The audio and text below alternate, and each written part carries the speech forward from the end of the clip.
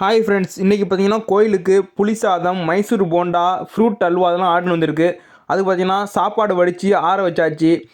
வேர்க்கடலை, வரமிளகா, கடலைப்பருப்பு, கருவேப்பிலெல்லாம் போட்டு எண்ணெயில் தாளிச்சாச்சு. தாளித்து வறுத்து வச்சுருக்கோம். எள்ளும் வறுத்து வச்சாச்சு. மிளகா, மல்லி இதெல்லாம் வறுத்து பொடி பண்ணி போட்டோம். போட்டுட்டு கருவேப்பிலை, வறுத்த எள்ளை பொடி பண்ணி போட்டோம். அப்புறம் அந்த வறுத்த கடலைப்பருப்பு இதையும் போட்டுட்டு நல்லெண்ணெயும் அப்படியே ஃப்ளேவர்ஃபுல்லாக இதோட ஊற்றி மிக்ஸ் பண்ண வச்சுட்டோம்.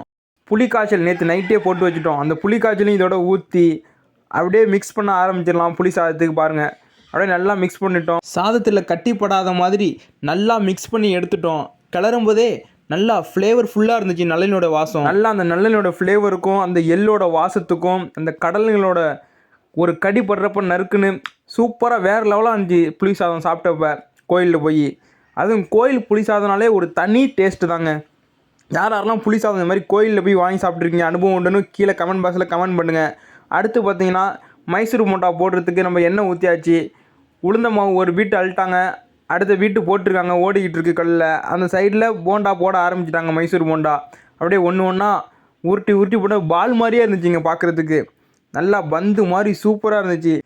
இதையும் நம்ம வச்சுட்டு அடுத்து பார்த்திங்கன்னா ஃப்ரூட் அல்வா மாஸ்டர் போட்டுக்கிட்டு இருந்தாங்க. அதையும் போட்டு முடிச்சுட்டு நம்ம எடுத்துகிட்டு கோயிலுக்கு கிளம்பியாச்சு. இந்த வீடியோ பிடிச்சிருந்தா லைக் பண்ணுங்கள், ஷேர் பண்ணுங்கள், சப்ஸ்கிரைப் பண்ணுங்கள், ஃபாலோ பண்ணுங்கள். தேங்க்யூ.